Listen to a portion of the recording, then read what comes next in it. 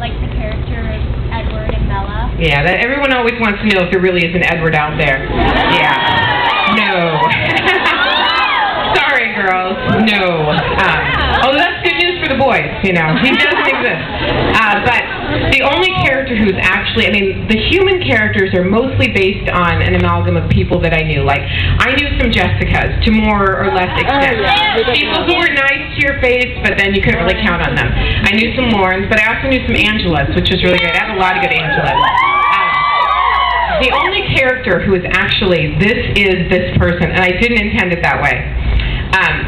When I wrote the character of Jacob Black, his character was slightly based on a Native American boy named Jacob I met when I was 14 who left a really big impression with me. And but I have a brother named Jacob.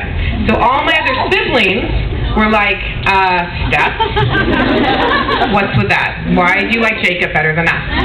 So, in New Moon, all of them made it in. And Emily is now Sam's girlfriend, and Heidi is now the vampire with sex appeal. And then my other brothers are werewolves. But the one that's, you know, Seth Clearwater is a really cool kid. He's not like my brother Seth, really.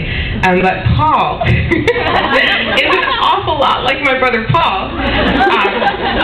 Paul doesn't explode into a wolf when he loses his temper, but he's really hairy.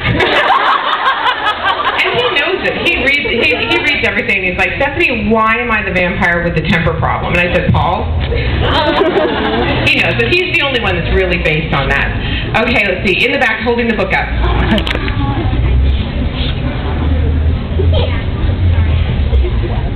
Okay, why did I decide to make Bella Virgo? Is that the question? All right. I didn't think about that beforehand. I needed her birthday to be in September because obviously that was going to be important to how her senior year took shape.